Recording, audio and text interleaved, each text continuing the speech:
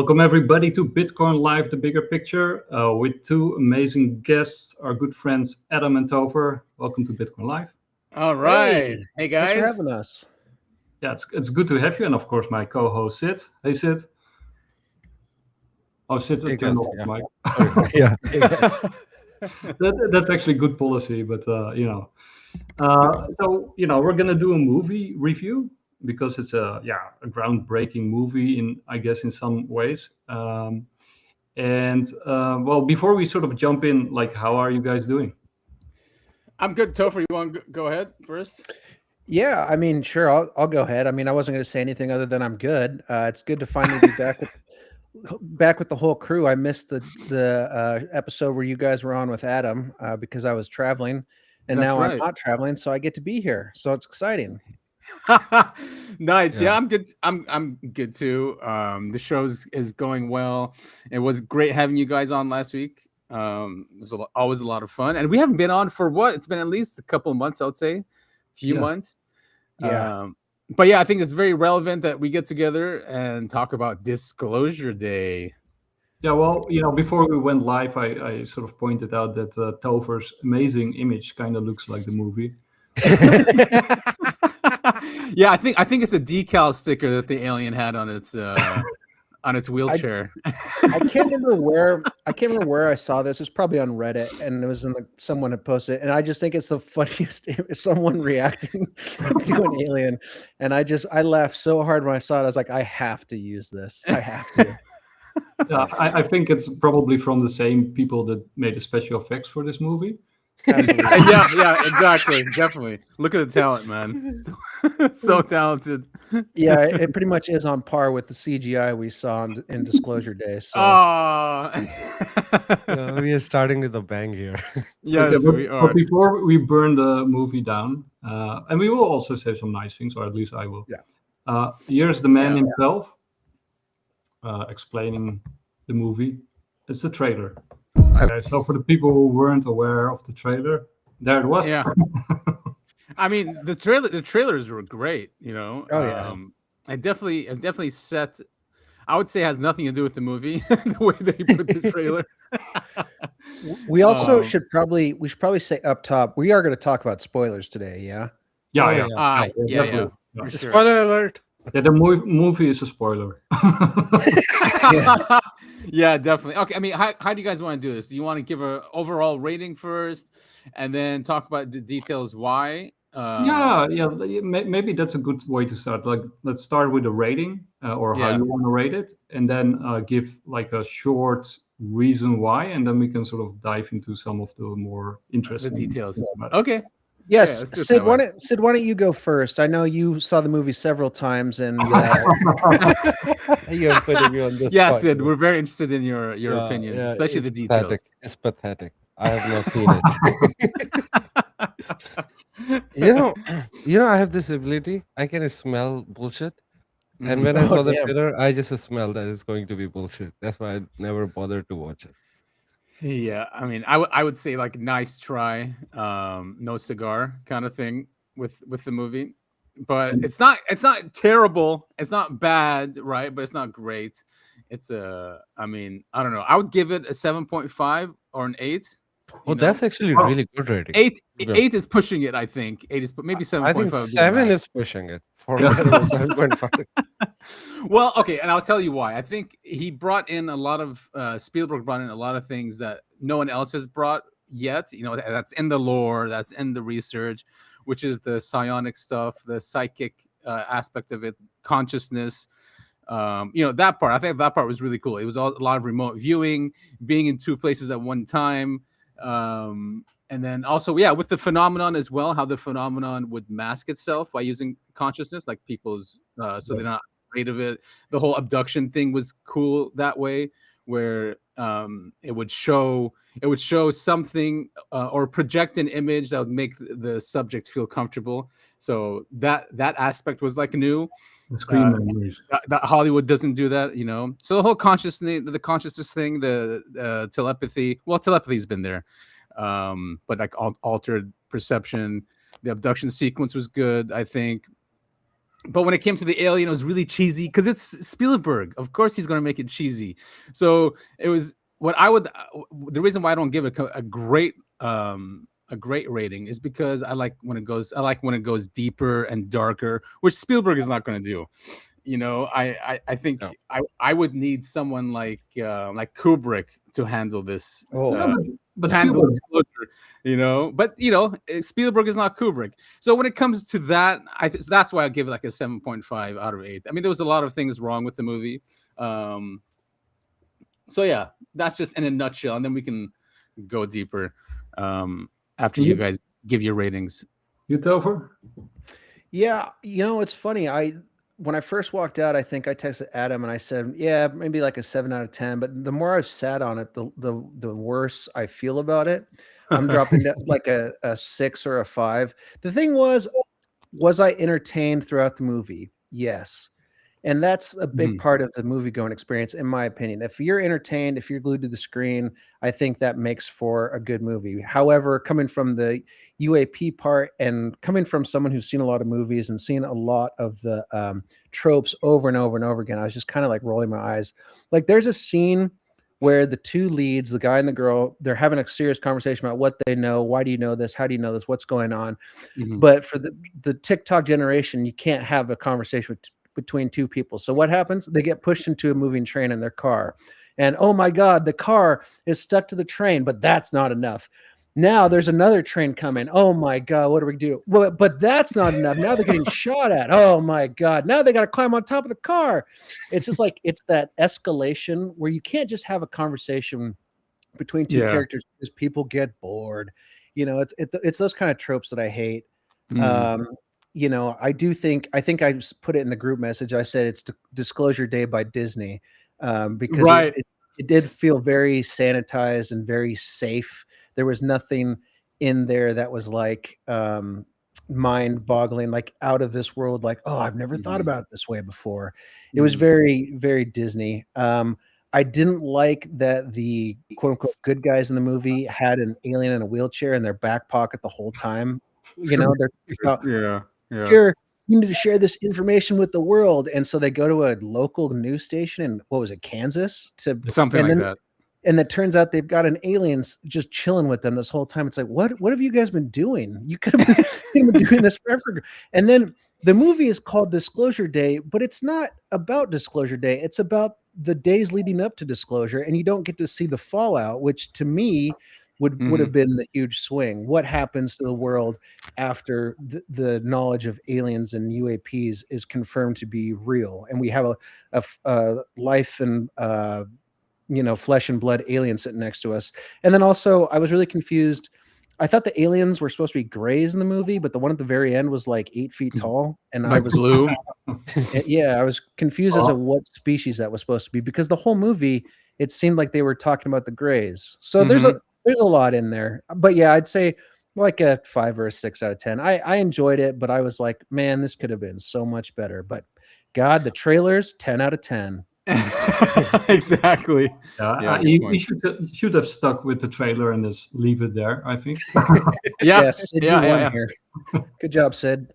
No, but I agree with your description of a Disney disclosure movie. Even though I think it's sort of most Disney films are actually better than this. It's not the live action remakes.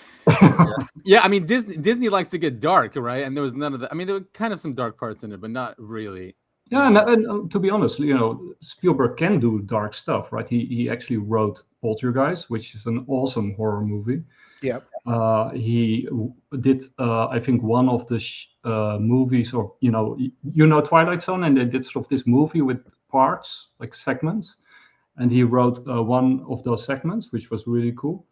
Of course, Jurassic Park has a lot of dark elements in it, which rocks. True. Yeah. All right. And Taken also. Can't forget about that. Taken, yeah. So he can do it, but I do. Yeah. So my take is, I've been thinking how to rate this. So what I'm gonna do is I'm gonna say that certain moments within the film are like a 7 or an 8 or maybe even a 9. But the majority of the film is like a 3 or a 4.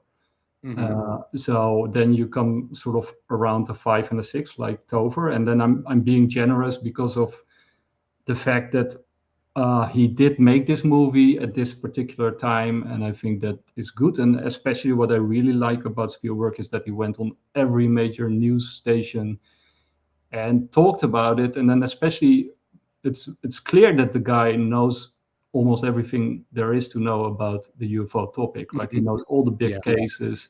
He even mentions the Ariel School encounter. And there's a lot of hints in the movie that go back to Roswell. I mean, there's a lot of lore packed into the movie, but it felt rushed, sloppy, badly put together, like he just did it in a weekend or something while he was drunk. I don't know. Like it was. It was weird because there were so many scenes that had me like Leonardo DiCaprio pointing at the screen. Like I was like, oh, look, it's Jackie Gleason with Nixon. I know about this. Yeah. Oh my God. They're talking about some of the different UFO landings and stuff. Like I know these, but it's just like, that's such a small fraction of the movie. It's like, it is. It's tiny. And that part sort of at the end was super cool. What they did there, with those Vortex files that they sort of released on air, which that was really cool. And then I thought, okay, well, that's pretty cool. And then they destroy it all by rolling ET onto the floor. And it's like a ridiculous alien. Which actually, if they hadn't done that, or if they had done a better job or a normal job, I would say, it wouldn't have. Otherwise, maybe the movie would have gotten like a 7 for the effort or something. But the ending was, the ending was bad. I mean, exactly like you said, like it felt rushed, very rushed. So it was already feeling rushed. Why end it like that, right? It ended so abruptly. And I do know why they had to roll an alien onto the floor, right? Because otherwise he could have released all those files at any moment, right? Because why would you need a live broadcast anyway, unless you could communicate with the alien and they both can communicate with the alien, of course. So that's sort of the link why they have to go through all the effort there. So I do sort of get that, but yeah, just make a cool alien, right? I mean, how difficult is it these days to make? Exactly. I mean, Spielberg has made cool aliens before, like in AI. Those were really cool aliens. And Strange Encounters of Third Kind. They were cool aliens. Yeah, exactly. Actually, that was the standard, and that movie is so good. And this is piece of shit, to be honest. I haven't watched it, but still, I know the feeling. I've read all the reviews, by the way, on IMDb and all those places, so I know what type of a movie is this. And then Third Encounters, he made it, right? So he set his own standard. So why go below your own? Why destroy your own work? Yeah. Right, exactly. I mean, it was cool that they used artifacts as well. Yeah, see, he like tries to bring in all this lore, so people like us in the UFO community, like, yes, that, So maybe he's using emotions that way. But I thought the artifact was cool that they used it. The whole private contractor thing as well, right? I mean, this is stuff we know, so we're like, yeah. But I mean, I think for the general populace, who are not really into this subject, I think it brought in aspects of it just to raise their awareness, of the subject. But yeah, I mean, maybe there'll be a part 2. I don't know, because it just ended. She goes, listen. She goes, listen. Maybe we'll give him a second chance at part 2. Yeah. Going back to the private contractors thing, that's another like movie trope that really pisses me off. Is like they can only look one direction, and so they're like the most incompetent idiots on the. It's like it's this elite task force that's keeping the alien agenda secret, and they can track everyone and do all this, but they can't turn around and see a guy crouching behind like an open fence. Like it wasn't even a fence, like it was 2 pieces of wood, and he's like crouching behind him. Like, what is that doing? They leave their cars unlocked with the keys in it so we can steal one. It's just like, come on, guys. Yeah, that was super silly. Especially, if you want to like create tension or danger, that kind of feeling in the movie, especially this important, right? Because he's stealing the most important files in the world. And you want to sense that danger, right? And there was no danger. Like these people were fools, idiots, totally incompetent, and that they also didn't seem to clearly know what they were even doing. Like the one moment they were doing this, and then suddenly they turned around and did the opposite of what they were intending to do. And then there's only this guy that looks like Matthew Pines, which actually sort of wants to fulfill the mission, but he's like a buffoon. It's like it was No, I agree with that part, that those people who are hiding, they are buffoons. They can't keep a secret. Everybody knows that. That's not even a secret. So in that way, I will say, yeah, they are buffoons. Yeah, it was a really, I found it really silly, but I do appreciate the fact that he made a movie and that he went on television to talk about basically the lore behind it, because I do think like this movie was aimed at the general public, and it did create a lot of buzz. But every normal, sort of normal, not UAP drenched, soaked person like we are, they all hated the movie, right? I haven't encountered a single person who said like, "Oh, that was a great movie." Right. So I'm going to posit a little bit of a more cynical theory about the name of the movie and Spielberg going on all these major networks. I think it's possible. I'm not sure I fully believe this, but because this is Hollywood after all. They're leeches. They want to glom on to the most popular thing going on. But I'd say there's at least consideration to the fact you call it Disclosure Day. You go on all of these media tours talking about the movie disclosure. And so when anyone actually wants to know anything about real UAPs, real stuff that's happening in the disclosure field, what's the first thing that's going to pop up when they Google it or go on YouTube? It's going to be all about this movie, right? And so it's working as a smokescreen for the real work that's going on in the UAP field. Yeah. That's, like I said, very cynical theory, but I think it's worth considering. That's not cynical. That's literally my theory. I think this is a psyop to distract people away from the actual disclosure. Now, whenever you type disclosure, you will get this movie. The other part, what I was like noticing about this movie, and I lost my thought. Sorry. Continue. I mean, let's not forget that one of the guys that works with Spielberg, God, what's his name? The guy who did Age of Disclosure. I mean, when did that come out? And at the beginning of this year. So that was actually like part 1, and then part 2 was this. Oh, or actually, Disclosure Day was supposed to be part 2 of that, but it wasn't. So I think that's why it's also falling short, because within his bubble, they made the Age of Disclosure, which is I think a great documentary and putting people on the record that this is real. So having that there and then having Disclosure Day, he could have really done a much better. I did want to mention Jerry Bruckheimer, the really famous executive producer, is doing a disclosure movie for Apple. Apple bought it or bid or something. Movie or documentary? No, movie. Oh, nice.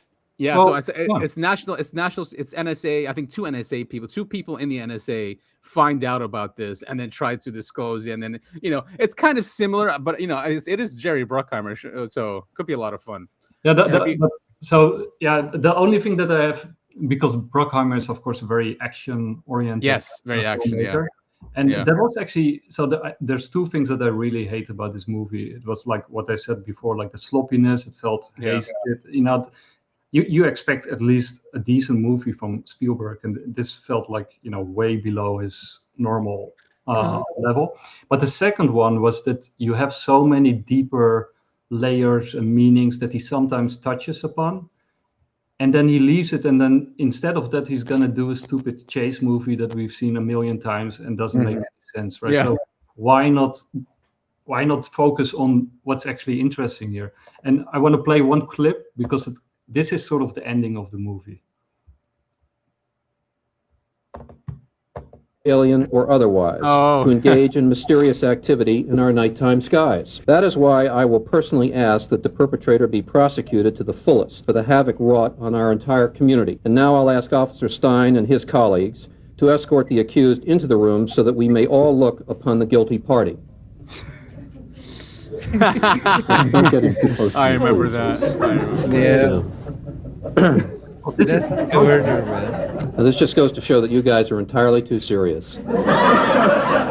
I think Spielberg was trying to reenact that scene. It does feel like that a little bit. It really does. That's a good point. It does feel like that, huh? It brings them out at the end. It's like, ha ha ha, just kidding. Yeah, I'm I not mean, serious about it. if it was a psyop, I think, basically the ending was the psyop of the movie, to turn people off. Yeah. Yeah. I think that was such a big turn off. It's like, exactly the Phoenix Lights. You think, okay, this is kind of interesting, and then Especially that we know what he's capable of. I had to recheck IMDb if he actually directed it, and yeah, he's director, because he's involved in a lot of stuff where he doesn't direct it, right? He'll just produce it. So yeah, he actually directed this one.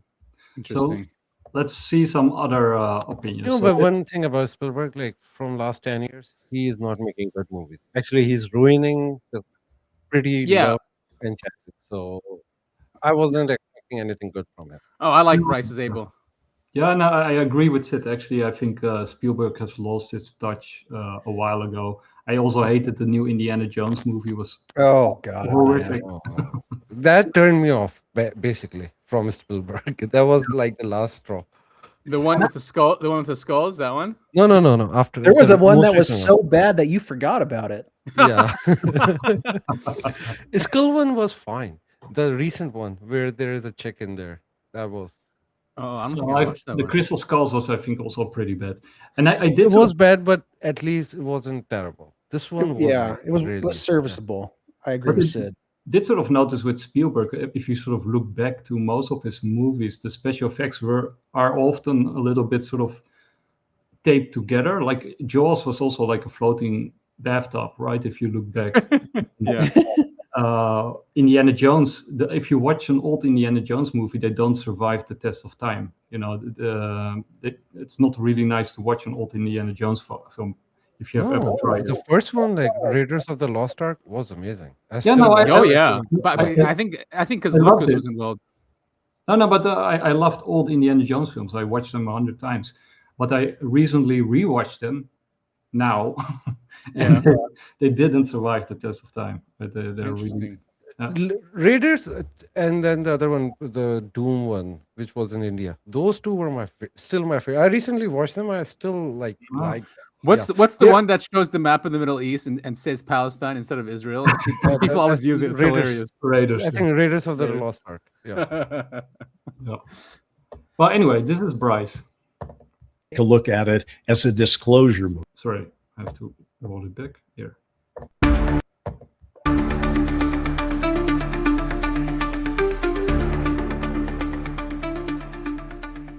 I saw Disclosure Day last night in Las Vegas, sitting next to George Knapp, which frankly is not a bad way to watch a Steven Spielberg UFO movie. And before I get into my reaction, I want to say something very clearly. Steven Spielberg, he deserves real credit for taking this on, because this is not a small subject. If there is actually a non-human presence interacting with humanity, and by that I mean in our skies, in our oceans, with our military, the culture, the lives of experiencers, then we're talking about one of the most important issues in human history, and maybe the most important. For Spielberg, at this stage of his career, to put his reputation, his artistry, and his global reach behind a movie that says the public has a right to know, it's not nothing. He could have made anything. Instead, he chose to return to the subject that helped define his career and help shape how millions of people imagine contact. I respect that. I also respect the intent. The film clearly tries to argue for openness, empathy, and an end to secrecy. Those are values that I share. In fact, they're part of the reason I do these podcasts, Sound, Light, and Frequency, and also Need to Know. Because a lot of critics, you see, are reviewing Disclosure Day, in fact, most all of the critics, as a Spielberg movie. I want to take a look at it as a disclosure movie. And so I think that's sort of an important point, right? I also watched this movie more as homework because I'm into UFOs, and I didn't really go into the movie expecting, for the movie itself, right? I mean, that was sort of like a bonus, but I was expecting not so much like Sid because of the last Indiana Jones. So I didn't have like a very high hope, but I thought like, the first half of the movie was a pretty decent movie. So I thought like, oh no, maybe it's going to surprise to the upside until of course the animals appeared. Yeah, does anybody understand why did he create a young Emily Blunt animated? Like, why did he animate her, and why did he animate the creatures? Like, and what? I was really confused about that. I walked out of the theater wondering, like, why in the world? Who signed off on making the animals look so terrible? I mean, we had better CGI like 10 years ago than what we saw. Maybe it's on purpose. No, that was a projected, like it's a projected image. That because obviously it wasn't the animals doing that. It was the aliens, right? And there's a projected image of the animals. Yeah, but I mean, I can understand that, right? Screen memories with owls and that kind of stuff. I mean, that's pretty cool. I also understand that he chose a deer because that's connected to Jesus. Mm-hmm.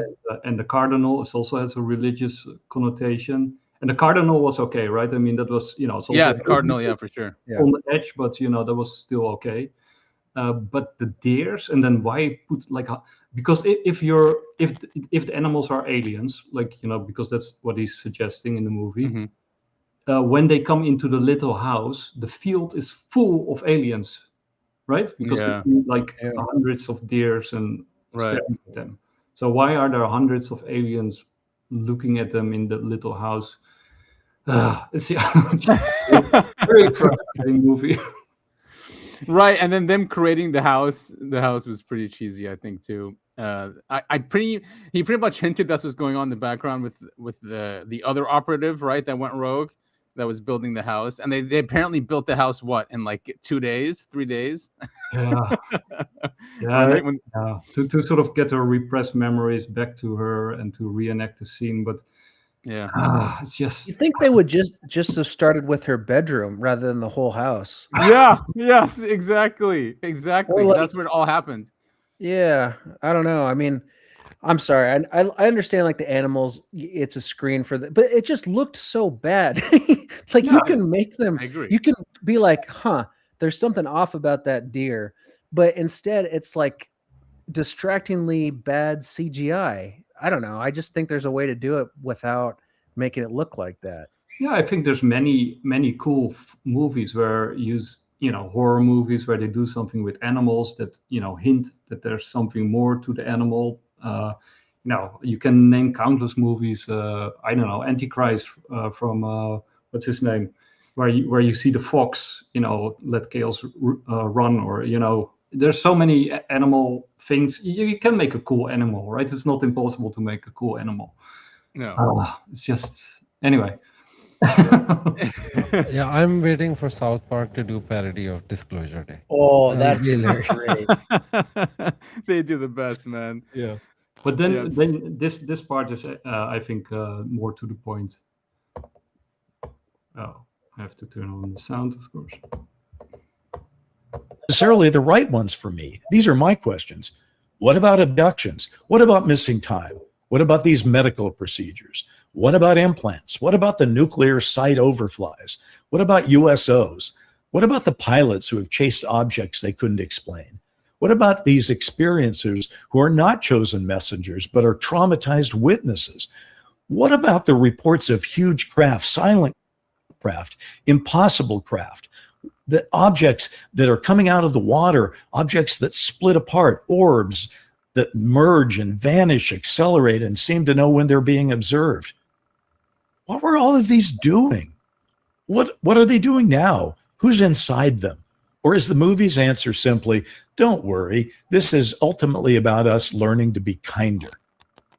That is where I part company with the film. I don't object to empathy. Empathy is one of Spielberg's great themes. It's one of his greatest gifts as a filmmaker. But empathy without curiosity becomes sentimentality. If non-human intelligence has been interacting with humanity for 80 years, then the story isn't about whether we have treated them badly. It's about what has been done to us. This film's emotional posture seems to be, humanity must prove itself worthy of contact. Maybe we have not been abducting them. We have not been paralyzing them in their bedrooms. We have not been flying silently over nuclear installations they own.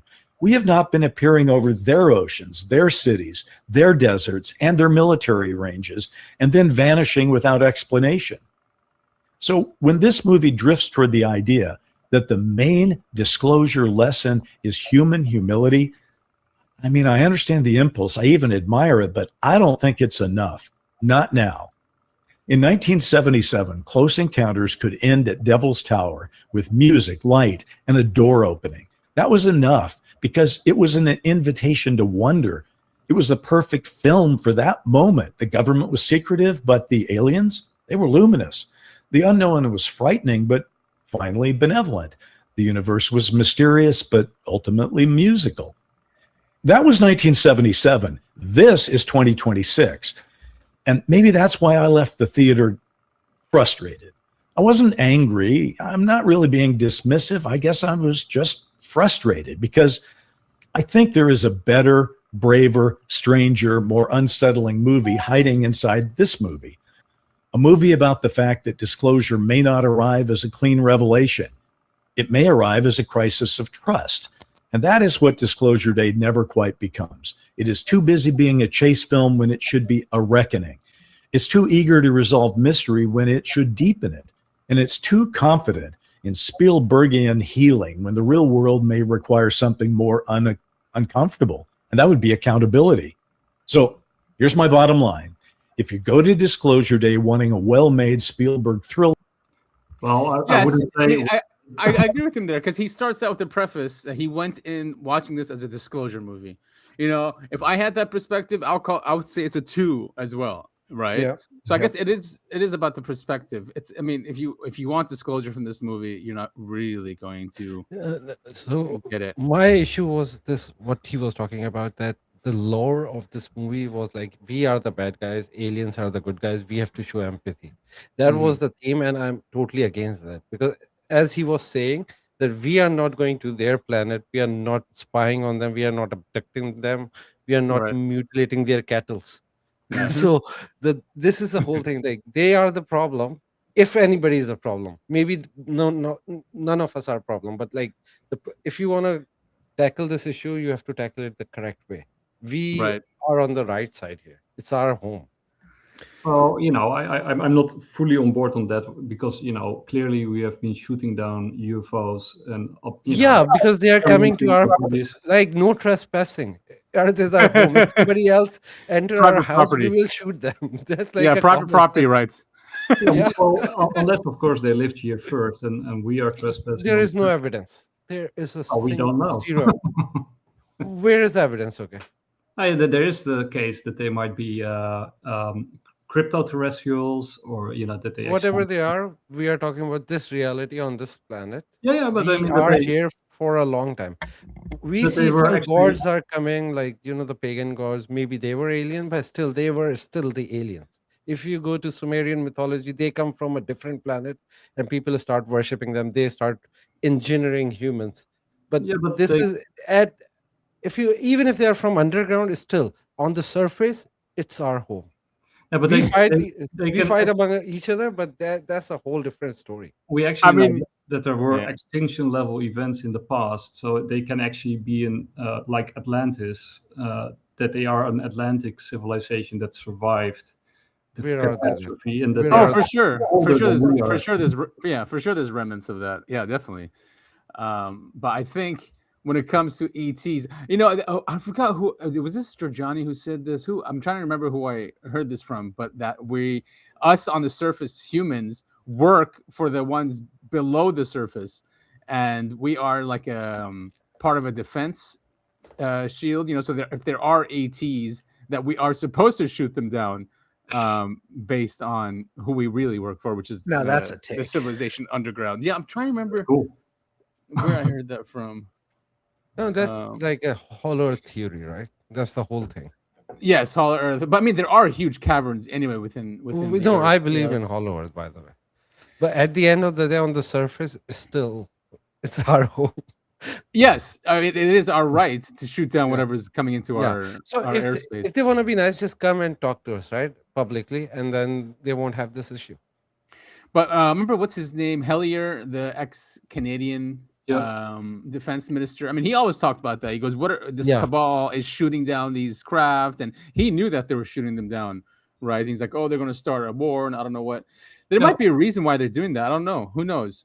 Yeah, I mean that's also the line from Stephen Greer, right? That they're actually peaceful, and that we are the aggressors, and that we took over that we're actually shooting them down with our own technology, which has been suppressed for over a century. And and then on top of that, of course, I am of the belief that there's not one species or not one NHI, but multiple. Like, so you can have actually good guys and bad guys fighting each just other. thinking that same thing. Yeah, I mean, In the middle. His we've got name is multiple Paul factions Hellyer. running around up there.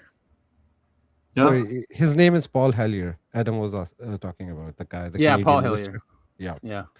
So he actually come up with this idea that if aliens land, what should be our SOPs and how should we integrate them? Like, he built the whole system for that in Canada.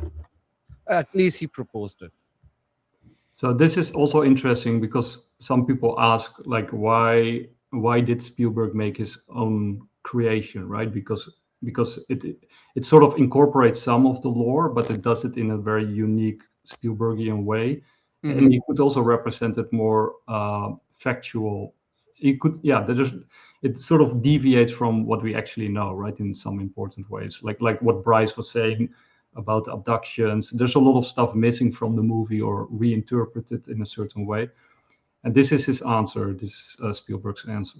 Things started to get into the mainstream, and then after that, there was a lot of documentaries were being made, and I saw all of them. Every doc made about this, and you can't make a doc unless people come forward.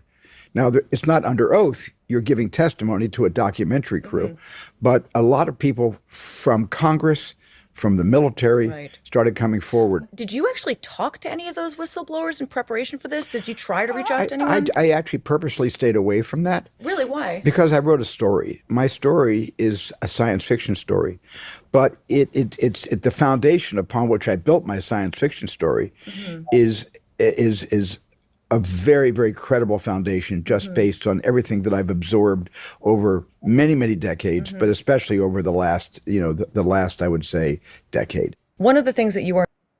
So he purposely made his own movie, like he told his own story in his own way. And I think that's also why the emphasis on empathy, which I didn't mind, by the way. I thought actually that was kind of cool. Because there's a lot you can say that, basically they're claiming in the movie that empathy is actually our super weapon instead of our weakness. And that if we actually want to survive or, survive the great filter moment, that we should actually emphasize empathy instead of, what we're doing right now, because it's basically openness and empathy versus secrecy and destruction, right? Lying and destruction. And I think we can make a strong case for this reading of Spielberg that's sort of the opposition that we're going through. If you keep this secret, that's way more of a problem and way more dangerous than if you actually open up the file and share it. Of course, because it protects corruption, it protects secrecy, it protects like elitism, right? Which is not good for a civilization. Yeah, and also on a psychological level, right? If you want to grow, you have to be honest and open and transparent about yourself, and always also towards others, right? Because otherwise, the more you keep it secret, the less growth you have, because you spend more and more energy in, maintaining the secret, which doesn't allow for further growth and development, right? So there's a lot of, and this is also what what's his name? Weigand. Thomas Campbell, from The Big Toe. So close. No, it was because of I used the Dutch word while I was talking. But Thomas Campbell from The Big Toe, he's also psionics and all that kind of stuff, and in outer body experiences and UFOs. But he has sort of this idea of entropy, right? That entropy, as consciousness and awareness grows and evolves, and cooperation, that actually reduces entropy, and that the whole point of our evolution is actually entropy reduction. Yes, that's the whole point of the in his case, it's one giant simulation. Right, because entropy would kill not kill, but maybe freeze the source of consciousness, right? That's what he's saying, because entropy would just stop all that. But if you continue growing consciousness and creativity, it'll continue to grow. Yeah. And it also reminded me of this statement by Sheehan. It was very interesting in one of his first interviews with Jesse Michels. Brinton, who was the chairman of the Department of Intellectual History at Harvard for like 30 years. And he was going to be doing his last lecture. And he said, I have come to realize that our human family is right on the brink of its next step in biological evolution. And the key factor that's going to differentiate the next species from us is this evolution of this faculty that is able to directly and immediately experientially access a certain vibrational frequency that exists in the universe, like light or like sound, but that there's an extraordinarily subtle bonding phenomenon that bonds every single ultimately irreducible integer of matter in the entire physical universe into one unified harmonic whole, by means of which we can access this experience. And when one has this experience, and that you lock into this unitive phenomenon in the universe, and it can download all kinds of information to you non-linearly, like seeing or hearing. That's so, and I'd heard. So basically, that also implies empathy, right? An openness to the universe, and that we can actually in harmony join the greater collective, or whatever you want to call it. And isn't that, looking through that lens, isn't that the theme of all of Spielberg's movies? I mean, specifically, I'm thinking of like, Close Encounters and even E.T. I mean, it's all the movies are about, aliens or whatever, but it's the human story that pushes those narratives. And it's always that, the human, empathy or kindness or whatever that makes us superheroes in a sense, or whatever. Right. Yeah, I agree. And Spielberg does definitely, it is across his movies, that theme. Yeah, you even have like the very first movie that he ever made when he was 17, Firelight, is basically also about that theme. It's a horrible movie, by the way, but I have not seen it. UFOs and abductions, and basically about empathy. And so basically he created like a standard Spielberg movie, but with very sort of Christian overtones, right? Because one of the things that I found very interesting was the reaction to this movie was very vehement, right? So especially from Christian communities who saw, some of them saw it as an attack, some others saw it as sort of like an update or sort of a reinterpretation, but many also saw it as a direct attack on Christian faith, because there's like so many Christian elements woven into the movie, including the empathy, right? Because that's basically the message of right. But I want to play this one because I found this super fascinating, from Strange Normal. And this is, of course, not how every Christian perceives this movie, but it is very interesting. The movie also takes the position of the church. Is God our God only on this planet, or is God a God for every system where there's civilization, intelligent life, and even developing life? Steven Spielberg just asked that on national television, and he thinks it's a brave new question. It's not. A fair warning, spoilers are ahead. And if you're a Christian, this video probably is the one you should finish. Because what Spielberg has built isn't attacking your faith, it's replacing it. Here's the movie in a nutshell. Disclosure Day. The movie in theaters this weekend is Spielberg's biggest film in a decade, a bookend to Close Encounters of the Third Kind. The setup is aliens never left. The contractor, Wardex, has hidden the proof for 80 years. And one man leaks the entire archive to all 8 billion of us all at once. On the surface, it's a chase movie. Underneath, it's a Bible story with the names changed. Now, I'm not reaching for this either, because secular critics have already said this, all Christian reviewers. So one of the major Christian news outlets flat out called the film a sci-fi reimagination of the Judeo-Christian beliefs and a riff on Exodus. Their words, not mine, all right? Two ordinary people, Margaret, a weather girl, and Daniel, gets chosen, touched by the visitors, and suddenly their gifts are poured out. What gifts? Well, Margaret wakes up and speaks a fluent Russian and then Korean fluently. Well, real languages she never learned. She looks at people in the eyes and knows their secrets. She sees the future before it happens. Tongues, prophecy, reading of the heart, the exact gifts of the Holy Spirit pours out in the Bible. And here's why that should land harder than the movie should. This is already happening right now off the screen.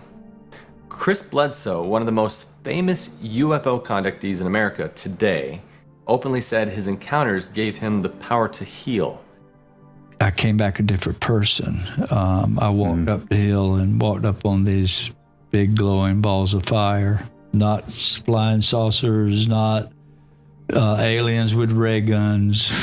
I've never seen anything like that. It was truly a spiritual thing. He claims he's healed his own dog. He's healed strangers on the street. He's healed people in Washington, D.C. Signs and wonders, right? Well, not in a Spielberg script, in real life, this decade.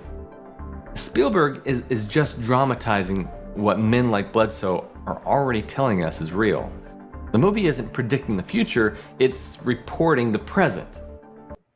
So that's it's a very interesting, and sort of his take is that that's basically not angels or gods that's talking. I can actually play that last clip also, but it's basically demonic. By the way, I agree with most of the things he's saying except the Judo-Christian part, because the Judos built that movie. Continue. I mean, you know, there's a reason why Jews are the best writers in Hollywood. I mean, you know, in my opinion, the Bible is a complete science fiction story. So they've had thousands of years of practice of doing it. So for Spielberg to reimagine it, you know, is not really a surprise to me, because he knows the elements and what can be used in there. And also, at the start, you see the short clip from Spielberg, right? And then he talks like about God not being the God of only this world, but this person, this guy from this channel, he interprets that statement from Spielberg, I think, in a very strange way. Because when I heard Spielberg say it, I think what Spielberg was talking about was actually that God is the God of the entire universe. Yeah, what's wrong with that? What's wrong with that? If there is an actual creator, and I think there is, I believe there is, then of course he's going to be the God of every single being in the universe, right? So what's this guy saying? He's saying that God is only our God, and he's talking about God of every planet, God of every civilization. That's like the stupidest God I have ever heard in my life. So when we talk about the real God, he's not just the creator of this universe, he's the creator of every universe. Everything. Exactly. Of entirety. Exactly. Who is outside this creation, his creation, like all the universe, all the time, and all those things, time and space, he's outside of that. So agreed. So but what he thinks Spielberg is saying is something completely different. He is interpreting Spielberg to say that our God is only our God of this planet. But that's, I think Spielberg said that literally when you start the clip, that was his words. He's not interpreting it. If you go back and where Spielberg is saying the exact same thing, that what if there are other gods of other civilization who created them? Like why he exactly said that. So he's not interpreting it. He's like saying, I'm gonna go back. The movie also takes the position of the church. Is God our God only on this planet, or is God a God for every system where there's civilization, intelligent life, and even? So he's saying that there's one God for every system, like, you know. So there's not like different gods for different systems. He's saying there's one God. I think after that he said, or maybe I misunderstood that. Because this is okay. So, but anyway, and then he actually makes the point himself, because he references the Bible here, and he makes the case that God is indeed the God of like the entire thing, like Sid says, like beyond time and space, and Earth only God who never saw it coming. But the Bible never said that Earth was alone, not once. It's full of other beings, angels, and not just one kind. cherubim, seraphim, ranks of orders of all kinds. I would even say races of these cherubim and seraphim. Open the oldest book of the Bible, Job. The Bible describes morning of creation. The morning stars sang together. All the sons of God shouted for joy. Other beings singing before single human existed. Nehemiah, the hosts of heaven worshiped thee. The hosts, not earth's little choir, hosts of heaven. Paul to the Corinthians, he says, by him all things were created that are in heaven and that are in earth, visible and invisible. All of it, every system, every world, one maker. And think about this for a second. That doesn't mean that when God creates holy beings that they're coming down to this terrible, sinful earth and going to communicate with us. Don't think they're ever going to even want to talk to us because we are infected with this thing called sin. But listen to what Jesus himself said. He tells a story about a shepherd who leaves a 99 sheep and goes and finds one that he lost. And here's the line nobody talks about. Luke 15:7 says, there's more joy in heaven over the one that's found than over 99 just persons which need no repentance. Stop on that for a second. Which person needs no repentance here on earth? Who's that? Every human on this planet needs a savior. All have sinned and fallen short of the glory of God. So who are these 99 who don't? And why do they make up the majority? And that majority wasn't the church leaders of earth. They make up a very small minority. It makes you wonder if Jesus was just pointing back past earth to beings who never fell, who never needed rescuing. While we were the lost sheep, this planet, this small, little, terrible, infected planet that he came down here to find, we were the black. So we were the black sheep. But, you know, I think this is like a very extremely Protestant. Yes, very. Because very. You know, Catholics, they also believe in original sin. Yes. But basically, you can get baptized, and that sort of removes the sin, and then you can sort of get it again because you're inclined to sin, but only if you do it. And then you have the Orthodox Christians who actually don't believe in original sin in the same way as Catholics and Protestants, because they believe in cosmic sin. So basically, with the fall of Adam and Eve, that you introduce death and old age and all that kind of stuff, and that's the sin. And then, you know, basically humans are just judged on their actions. Yeah. But it's interesting that also the 19 sorry go. also that 99 people in the Bible, I think Jesus is referring to other prophets. There are prophets who are sinless. So Oh, that's a good perspective. right, yeah, the prophets are sinless, right? They don't commit sin, otherwise they won't be a prophet. Some have, but most of them, like at least the great prophets like Moses, Abraham, those guys. But I do sort of understand and sympathize with the idea that they kind of feel threatened by this merger of sort of Christian elements with this UFO revelation, Yeah, I mean, right? that's always been the issue, right? From day one.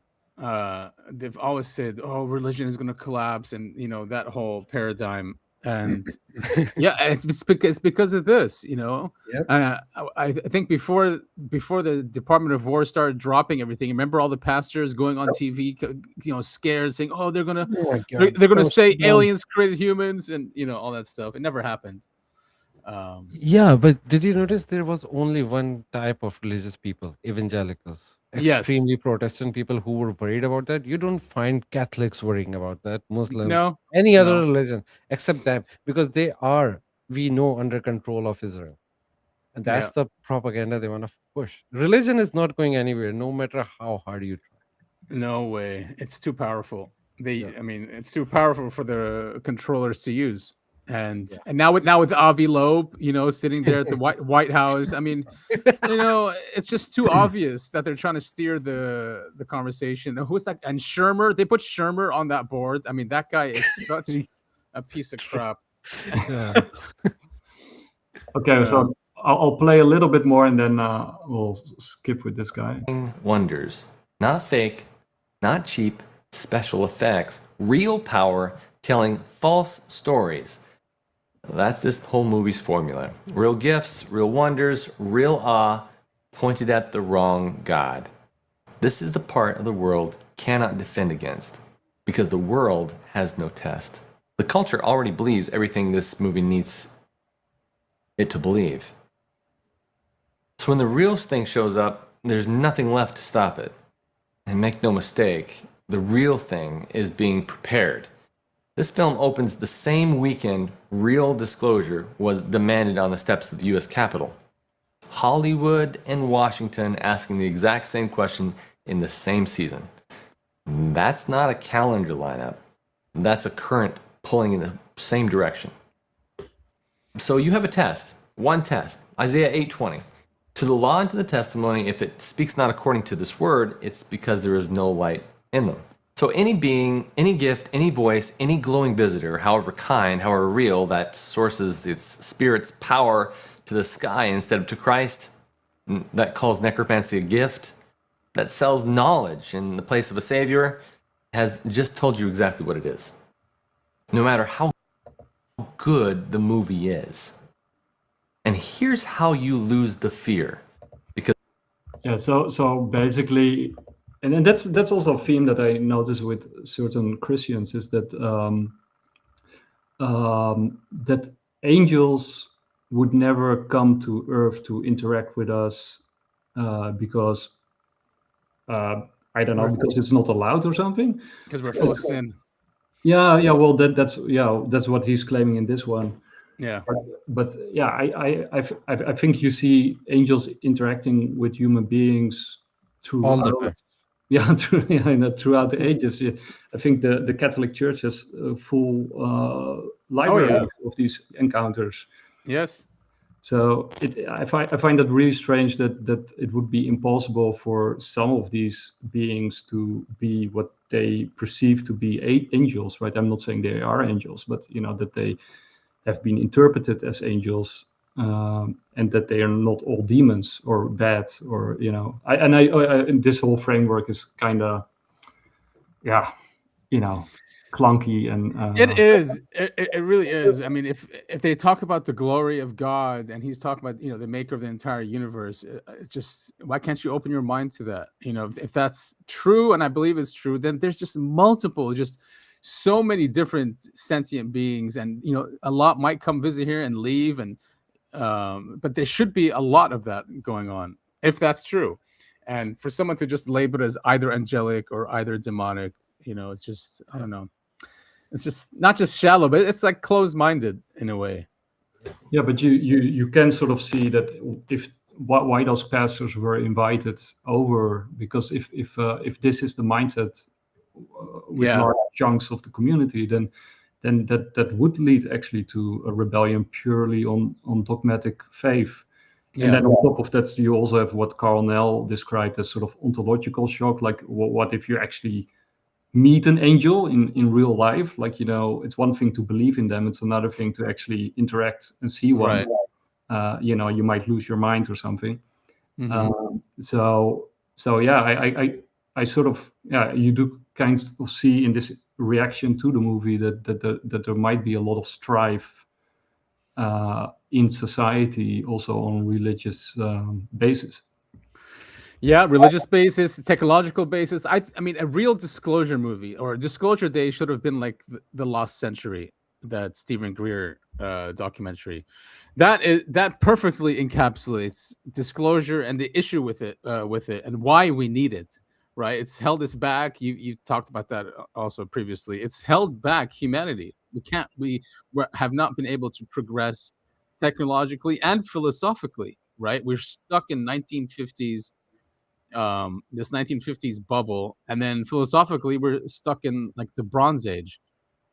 Yeah, but I also understand, like, if those beings are interpreted as angels or as gods or whatever, then at the moment that they appear and they are labeled as such, then they take over, right? Because then they are, what we believe them to be. And Yeah. and then the prophecies are fulfilled, right? And then who are we to disagree with a godlike being or an angel or a messenger from God? Or so I also understand the trepidation, right? That if these are actually aliens or angels, sorry, if these aliens are angels, then according to theology, they know more than we do, and they should be listened to and obeyed because they are messengers from God. And they should No, from God. like that's totally opposite of theology. Theology said, do not listen to anyone, especially angels. Do not worship them. Worship Mhm. only God. Only That's God, like the yeah. opposite of it. I'm not saying that they should be, but like you say, you should listen to them. So if they have a message, No. Not even listen. Like God have already sent his prophets and Jesus is here. Even from Christian theology, we don't need to listen to angels. Maybe prophets, yes.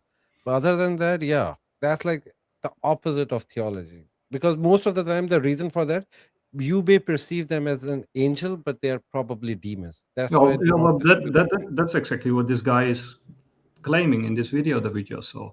Exactly what Yeah, you're saying so here. no, but regarding the point of theology, we should not listen to, like, theology has a standard over there. Do not listen to other beings. Listen to what you have been told Yeah, by Jesus. but or doesn't other. that then lead to a conflict, right? Because if these beings then show up and they tell us something, then we shouldn't listen to them. That's what you're saying. Yeah. So even if they're good and they have a positive, When they come, they are already called, like, theology already prophesies the Antichrist and his demons and Gog and Magog, those beings. You're literally supposed to But not listen. you just said that the Bible was made up, and I did not say that. Adam said that. I said that. Yeah. Anyway, but the point is, the Bible is divine inspired, right? It's divinely inspired. Yeah. Divinely inspired through a proper prophet, not directly through angels. Yeah, I mean, even the Mormons say that their book is divinely inspired. So I mean, But divinely inspired doesn't mean like exactly word for word true. Right? True, exactly. It's an interpretation. Yeah. Yes, and then there is evidence that it has been changed for years. So it's not even like Bible has been changed. Like everybody believes that. Yeah, It look at is the Book of inspired, Enoch. but then there are changes in that. Yeah. Okay, but the point is then, what if these beings show up and present themselves? What that does leave us then with a huge problem for religious communities if then they are automatically perceived as demons Gods. or intruders or fakers. No, if they come here and claim that they're angels, then yeah, they are demons. If they come here, they say they are another being, like another creation or another life form from a different planet, then they are not even claiming to be a divine. So that's fine. We can accept other other beings, other aliens. That's a whole Yeah. different, like, depends on the scenario, right? If they claim to be creators or like angels or whatever, then yeah. Nobody, religious people will not accept it. I won't accept it either. I'm not even very religious. I mean, yeah, if you're an intelligent species that wants to take over the planet, I think the easiest way is to understand the religion, the mythology, and then present yourself, as that. So, like you said, if we have some beings presenting themselves as our mythology, or I wouldn't trust it. I would, seek out. Yeah, more if they come evidence out for and it. they say they are from Alpha Draconis planet, Yeah. and they are like just another being evolved on that planet, and they are highly advanced, I don't think theology is colliding with that issue. But yeah, that's fine. Yeah, there will be some Christians who do not believe in, or even Muslims or whatever, those who do not believe in evolution. That's a whole different story, but that's not like a direct conflict. Yeah. Okay, but what if these if human beings start following them and listening to them and following their They will do it. It's gonna happen. Yeah, Yeah. More It's gonna majority happen. will, but that's Yeah. that. The religious thing is different from just the overall people. People are stupid, right? So they will follow the fleshy thing. Yeah, I That's mean, like- it's the whole cargo cult thing, Yeah. right? I mean, just humans are going to do it, unfortunately. And maybe that's what the secrecy is about too. They don't want people just starting to worship these things. And you know, if you can control religion, you control humanity. So it might go rogue if this is And out. then, the idea of one world religion, that will be that. That's something which is prophesied, that this is going to be a problem. One world religion of Yeah. Antichrist. This is exactly what's going to happen. Majority of the people will follow that. And I'm Yeah, well, expecting it. and then that's basically, what some Christians claim this movie is, by sort of merging the ET with theology, because there's a lot of Christian symbolism within the movie, as he rightly points out. It's kind of obvious that they're setting it up as a sort of overarching religion where basically God or angels come back to Earth, and we can talk to them directly, right? And also, right, the ending of the movie, I sort of realized that the ending of the movie with disclosure, when everybody sees it on his phone or her phone, it's kind of like the Pentecost, like the spreading of knowledge or sort of revelation over the humanity, and sort of breaking that barrier of secrecy and leading to empathy and openness that we discussed earlier. So it's sort of like the Holy Spirit spreading. I mean, you can sort of see that symbolism within the movie as sort of a revelation or at the ending. Yeah, I didn't think about that until now. Yeah, you're totally right. Totally spot on there. Yeah, so I do sort of understand that many Christians who sort of see this movie as a vehicle, and like we discussed with Project Bluebeam, like creating a new overarching world religion. And then, when you look at all these UFO cults, and I did the article about Eternal Oracle, and then sort of when you look at those four things, the promise of a coming utopia or golden age, a racial or chosen people element that elevates certain humans above others or aliens, the visitors as benevolent saviors or messiahs who will intervene, and the portrayal of humans as helpless, immature, and self-destructive, right? So, I mean, those are, of course, the elements of many religions. Yeah. We're sinful, we're fallen, we need something from higher up to help us and save us. And some people are closer to it than other people. And so it has, and of course, golden age is, of course, heaven, the end of history. So, yeah. That's all in this movie, right? It is. Yeah. It's definitely all in there. I can see why. I understand the fear of a one world religion, but they've been trying that forever. Look in Dubai, where they have that park. It's all the three religions are there, right? They have, I think, a Catholic church, a synagogue, and a mosque as well. Yeah. So, and many people think that the whole Antichrist project is in the UAE. UAE is like, we call it East Israel. Anyways. East Israel. There's a lot of truth in that. Nobody trusts UAE. Like Israel, like UAE is like equally hated country as Israel. I know, it's crazy. World. Yeah. What did they do, man? It wasn't like that 20 years ago, that's for sure. Yeah, because the way they treat it, especially, we all talk about Palestinian genocide, but nobody talks about Sudanese genocide, which was done by UAE. And just for gold, not even for land. They did it because they wanted to capture the gold mine. They killed, I think, over 1 million people in like 10 years or something. It's crazy. Bastards, man. And the whole Somaliland thing. I think the only ones who recognize Somaliland are UAE and Israel. That's Israel. it. Yeah, exactly. We also have to say something nice about the movie. So I think sort of what saved the entire movie was Emily Blunt's performance. She was great. Yeah, she's a great actor. Yeah. If it wasn't her. This is going to be a hot take. I think the best performance, I'm not joking, the newscaster lady at the end who's like on CNN when they're showing the clips and she's trying to hold it together as they're like showing proof of UFOs and aliens and stuff. I was damn, that lady, complete unknown actress, great job. Good memory. Yeah, that was actually I did like that part. That was a nice climactic. I thought so too. I was like, I believe this. I can see this going this way. I totally believe it. Her accents were great, huh? She spoke Russian, and then what else did she speak? But yeah, I Korean. thought those Korean. Yeah, she did Korean, great yeah. there too.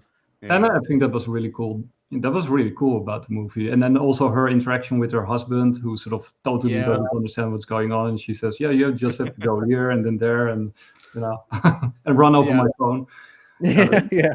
There was some The guy was on along for the ride for the first part anyway. He was like, "All right, fine, yeah. Oh, you wanna yeah, crash your that's- phone? I'm You want to outta crash your here. phone? Sure, let's do it." Yeah, so and then the question is like, is Spielberg read in, right? What is your take there? I mean, a lot of people said he was because of Close Encounters. Not really read in, but they would give him some information about things. For this movie, I don't think that happened. Now, it could have been because in Closer Encounters he was advised by Vallée, right, Jacques Vallée. Yep. For this movie, he said he wasn't advised by anyone. Oh, that's it. Just quickly, that Jerry Bruckheimer movie, Grush is an advisor on it. Cool. Ooh. Yeah, Cool. yeah. Yeah. Yeah. And Now, for this one is Lou Elizondo. So you I Yeah, think Lou did the writing and the dialogue. Oh, that's right. Did you guys see that clip with Ross Coulthard today talking about Lou I Elizondo? did. He's calling him out. Can we play it? Nick, can you play it? Can you send it to me, Adam? Wait a minute. I'm gonna have to find it. Yeah, so I do think that Stephen was read in, or at least very close to that Mhm. thing, because of what you said. Jacques Vallée doesn't just advise just anybody Right. on a movie, right? And Spielberg said that he sort of became famous after Jaws, and First Encounters was after Jaws, and then he basically nobody talked to him anymore. He said, except apparently Jacques Vallée out of nowhere. So that was really strange, and I think of the ending of Strange Encounters is also sort of a tell, right? Because of what Jake Barber said about the colors and the sounds. So I want to play that clip from Barber. Yeah. Because that's Yeah. really cool. I sent you the Ross clip too on Okay, let's do that one first. And it's crazy that Ross is calling out Lou in a way. I mean, it's good. I'm surprised, but I'm surprised too because Ross is very calm person. He never called out anybody. Yep. exactly. So it's good. So while Nick is looking for it, one good alien movie is like They Live. Man, they are the cool aliens. Oh yeah, I mean that's a classic. Yeah. And did you guys also see The Burrows on Netflix? No. No. Well, I was thinking like, why didn't Spielberg just make something like that? Because that is super cool. That it even has a Spielberg vibe. It's also about empathy, and it's if you haven't seen The Burrows, go watch it. But that series is like a million times better than the entire Disclosure Day movie or You're Obsession. It's also a great movie. Retirement Community. Is it this one? The Retirement Community, Group of Unlikely Heroes. Yeah. Yeah. Cool. Sick. I'm gonna have to check that out. That's really cool. It's pretty obvious, I'm not going to lie to you, that the gentleman that I've been talking about, whom I suspect might be up for a big position, is Lou Elizondo. And as you may have noticed in recent weeks, I have been quite delicately outspoken in my belief on previous Q&As that I think Lou needs to be more forthcoming about his past roles. And I like and respect Lou a lot. And I think he's in a difficult position because he's bound by his security oath about what he can reveal about his past roles. I know he can't talk about it. It's a ridiculous situation. But there are people who bitterly resent and don't think it's a good idea that Lou be appointed to a position of power in UAP transparency because they think that he was part of a previous agenda that was essentially to try to control the narrative, to restrict what the public is entitled to know about the UAP disclosure. And I think a lot of this was an intention by James Clapper, General James Clapper, to try and impose a narrative on the public domain using Lou as a frontman, a highly urbane, articulate and likeable frontman, to try to restrict what the public was told about crash retrievals. And it struck me over the years that I've been covering this issue that the story that we ran with David Grush really wrong-footed all of this.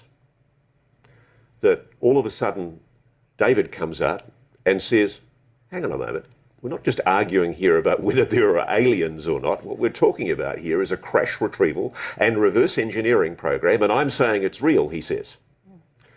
And I think that did wrong-foot that national security state attempt to try and provide a controlled disclosure. But I refuse to accept that the people like Lou Elizondo, who were part of that attempt at a controlled disclosure, were motivated by bad things. They're patriots. They love their country. And I've spoken to people in the legacy program who knew Lou. Lou, I know a lot of people, and they know you, and I know you can't speak about the role that you've held within the legacy program, but you did. And I think we've got to stop this nonsense because it's becoming destructive. There are factions and bitternesses beginning to develop within the UAP world, and I think it's in danger of blowing the whole thing apart. Ouch. Ouch. Oh my Ouch. God. That's amazing. Wow. Damn. Yeah, that's cool. Yeah. Very Then, cool. I think also with Disclosure Day, I think the one of the things that's super important for humanity to grow up and to become mature is of course also what Bryce was saying, like accountability, right? We have to have accountability for what we did, and this 80-year legacy program and secrecy, it has to come out in the open before we can ascend, so to speak, right? If you leave that where it is and you don't disclose that part of it, right? I mean, it's nice to know that there's aliens and that we have psychic powers and that you can cultivate them and that we might be part of a family of other beings out there. It's all nice and cool, but you still have this 80-year legacy program out there with perhaps superpowers, which completely rogue and probably runs the planet. And that has to come out first before we can sort of move on. If we skip that part, right, that's extremely dangerous to skip it. And I think sort of one of the things of the controlled narrative is sort of for us to look away from, forget all the reverse engineered technology over here. Just look at the happy aliens and friendly honey bunnies and foxes and deers over there, right? The sort of Disney disclosure. So I think we should sort of look into the mirror first before we sort of can, ascend. Yeah, I agree. And Ross is right. And we can't have if Lou was involved, and he's most certainly was, because he's a counter intel guy, and if he was already involved in counter intel activity to shape the narrative, we don't need someone like that to be the UFO czar. We need someone. We need like Stephen Greer. We need someone like David Grush, someone that's just going to go after it and just break it wide open.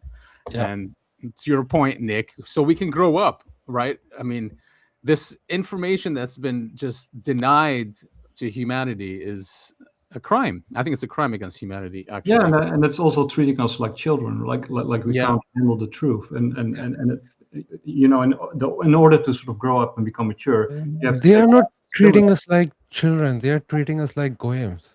They are like mocking us. President of the United States is posting a photo of him with aliens, like an AI photo, but I like this one from Jake Barber, even though Jake Barber is of course also literally from the legacy program, as he admits himself, and a red teamer. Open source white world, out in the open black world is, highly cleared, sensitive stuff. Is that right? Yeah, I think the good way to think about it is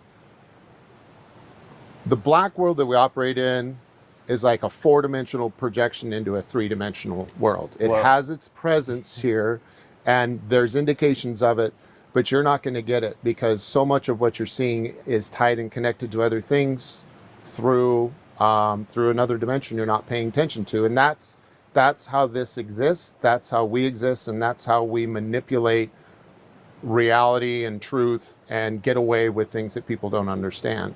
That is unbelievable. You sound like Carl Sagan describing Platonic Yeah, and I solids, don't but you're mean to be, describing because- an elite note.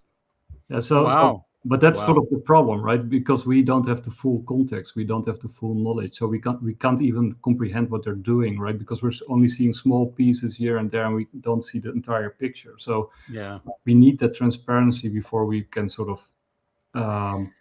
But I think that's what the controlled narrative is about, right? To hide that full picture so that we can be manipulated.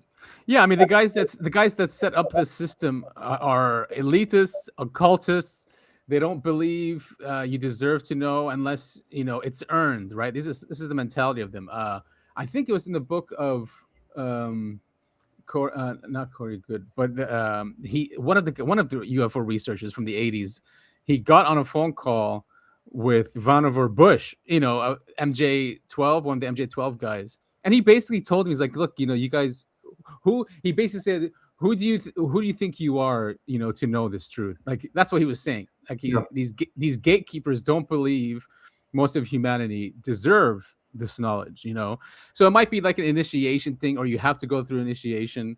But remember sort of the ending of South Park when they talk about Scientology, and then sort of like what is revealed at the end of it.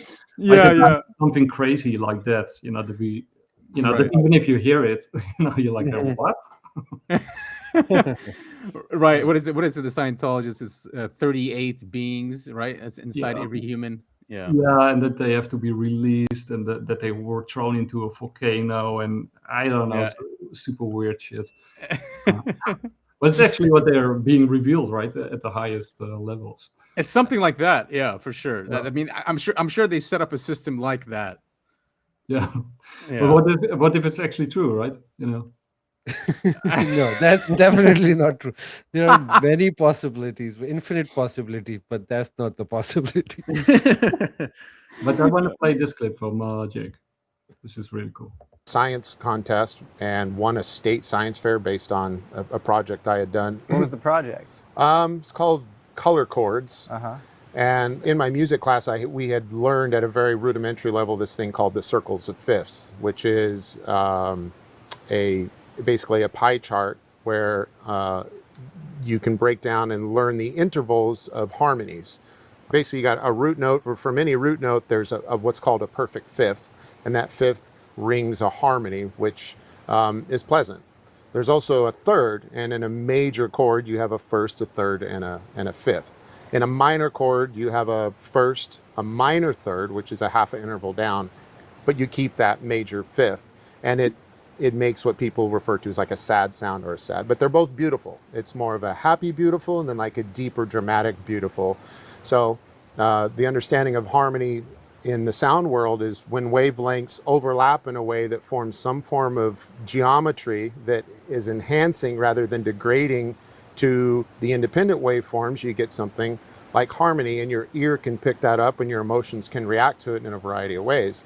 So I'm like, well, shoot, if photons make waveforms, are there color combinations that can have that same complementary interplay where when the colors combine that they're pleasant? And could it be that they actually elicit the exact same emotions? It was really cool. I did well in our local area, and I went on to county, and then I went on to the state, and I got awarded with like 10 other kids an award at the state level for that project. Brilliant. That really reminded me of this scene over here.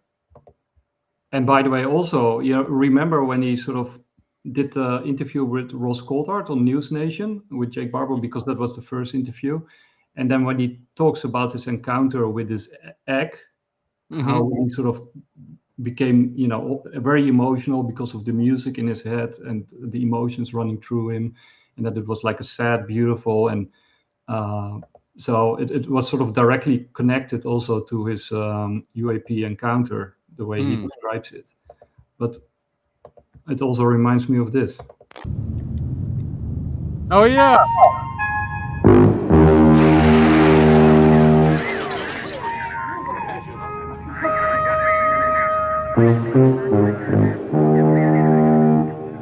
So these oh, that's the movie, man. That was so amazing. But the aliens are communicating with color and sound. Mm-hmm. And the best part was like the whole world was involved in that. He got that notes from India, and then there were other places like Gobi Desert. They were finding stuff over there. That was like amazing movie. And then we got this shit. Yeah. Yeah, when you put it that way, it is a step backwards. But going back to harmonics, I mean, that's Walter Russell talks about the universe. Oh, before we go, that was 1960s, and the graphics CGI was 100 times better. Was it seriously 60s? Yeah, it was 66 or 68 or something like that. Yeah, man. Which one? Third Strange Encounter of the Third It was Kind. 77. Oh yeah, okay, yeah. Okay. 70s, and now we are in 2026.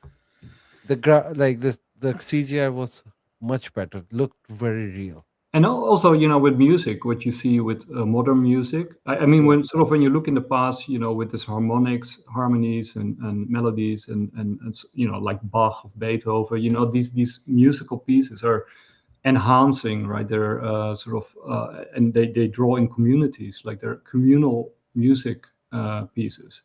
And nowadays we have isolated, formulaic, reduced music that often even doesn't resemble music anymore, right? So if people are sort of musical beings in a sense, and I think they are, because that also ties into what Jay Anderson with his acoustic Age of Stone is talking about, psychoacoustics, and aliens communicate with us through colors and harmonies and music and sound. Then we, as human beings, are purposely downgraded in order for us to not be able to receive the message, Right. One thing you guys were talking about is, listening, right? And not to listen here and, be very careful what we listen to. The ending of the movie, she says, listen, and it ends. Yeah. Right? So, So what is she telling us there? Listen to who? To them, to our government, to ourselves, all of it.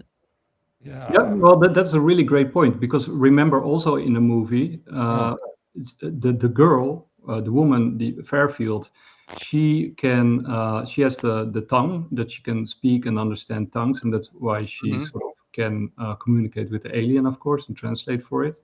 All right. But the boy, I forgot his name. He's not such a good actor, by the way. And no. I also, everybody says Colin Firth was so great as the bad guy, but I don't know. No, I think when she said listen, she meant listen to UAP podcast. Nice there one. it is. Oh, brilliant. I'm going to use that. But the boy, he was mathematics, right? Which is the sound of the logic of the universe, but also of music, right? Yeah. So that's very interesting right there. So it's sound and mathematics, which is sort of the backbone of music. Yeah, and we're all so distracted. We don't really listen anymore. With our headphones on, with our scrolling, with endless entertainment, we don't really listen. So it's a good message there.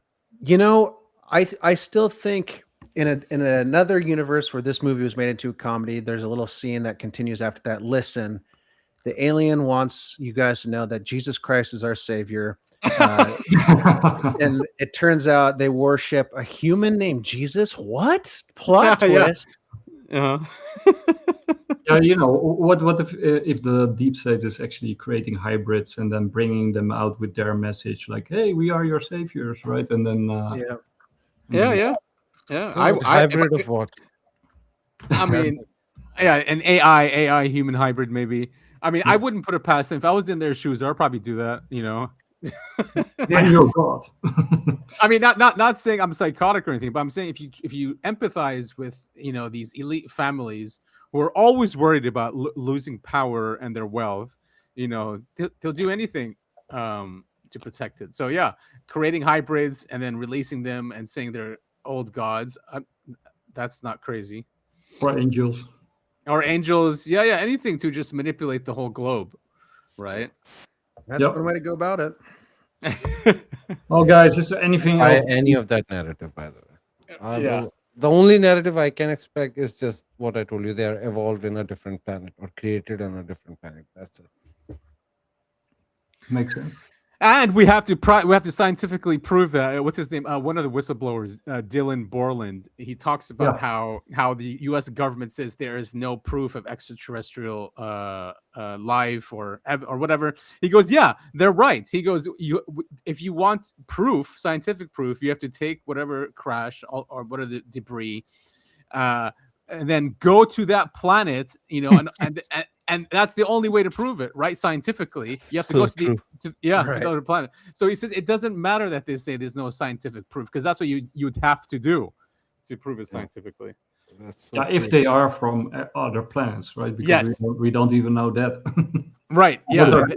I think, when I'm thinking about the PSYOP, I think that was one of the big PSYOPs, that they were presented as extraterrestrials, right? They don't have to be, right? But if you present them as extraterrestrials, then everybody will say, it's impossible for them to come here because it's like light years away and blah, blah, blah. But what if they're something completely different? Yeah. And the government will not use the term NHI. I forget who tried to make them use it. Some journalist or a few journalists, and they were trying to get a statement from Susan Go, the spokesperson for the DoD, and she wouldn't use the term non-human intelligence. So there's that. For some reason, they'll say no evidence of extraterrestrial life, but then they refuse to use NHI. Yeah. Guys, but then she's one thing, but then JD Vance come out and say aliens are demons, which is like saying they are non-human intelligence. Yeah, that's true. I won't take government people seriously, to be honest. They just say whatever they want to say. Yeah, they just say random stuff. And also, again, like these are all labels that connote certain things to certain people, but they're not like clear definitions anyway, right? Because dolphins are also non-human intelligences. That's true. Right. That's true. So if you don't define the terms, then you can make them mean whatever you wanna, mean. Yeah, I guess you'd have to ask. You'd have to add humanoid NHI. Yeah, for example, but then of course, what is our consciousness? There's no definition also on consciousness itself, right? So and that's the conversation that's coming in now, is consciousness and trying to understand that. Yep. Yeah, and that will be very interesting. Yeah. So I mean, I guess the consensus, if we take an average of all of us, it's probably a 5. The movie, I'd say. Yeah, I think 5 is nice. That's I'd say that's fair. You know what I did? I've watched twice now. Project Hail Mary, and I think great. I think that's a much better movie. Different theme, so good. Different theme, obviously, but I don't know. It's in that same realm. I love the book, and I thought the movie was great. And that's in fact, my mom, who saw Disclosure Day and saw Project Hail Mary, was like, "Oh, that's such a better movie." Such a better movie. Such a better movie. Yeah. I was scared that what you were gonna say. I saw Disclosure Day twice, right? So no, I couldn't. I wouldn't. Maybe I'll watch it again in like 5-10 years when I've completely forgotten about it. But that's the other thing, is no staying power. I mean, I remember the movie, but like I don't care about it at all. Right. Yeah. Not good. And Hail Mary is one of those that where the trailers again did not depict it right. It actually put me off from watching it, the trailers. And then when I watched, and then when I streamed it, I was like, "Holy shit, that's a great movie!" And I wished I watched it in the theater. Me too. It would have been really good on a big screen. Yeah, but I'm actually glad they kept a lot of things out. When he saw the craft. Yeah, I mean, no spoilers, but yeah, there was a lot of surprises that were not in the trailers, and I appreciate that. Yeah, and then for the people listening, go watch that movie, and then go also watch The Burrows. And if you want another great movie recommendation, go watch Obsession, because that's one. Oh, I've heard that's good. Yeah. So, guys, do you want to have anything to say before you go, or want to? Other than do we have anything planned next week, Topher, or we're all just normal? Okay, I am fingers crossed going to finish my article finally about the Maje UFO incident in Brazil. Nice. That's a big one. Nice. That should I be want to fun. read it. What's that? I want to read it. Yeah, well, you guys will be the first to know when it's up. Awesome. Sweet. Looking forward to it. Yeah. All right, And so of course, follow UAP the podcast on Twitter and on YouTube and on I think you're on many different places, right? Oh, yeah. yes, yeah, we're everywhere. Everywhere. So go follow them everywhere and give our podcast a like and a retweet or repost, I should say. And we'll see you guys next week or very soon. Sweet. Bye everyone. Take care. Bye.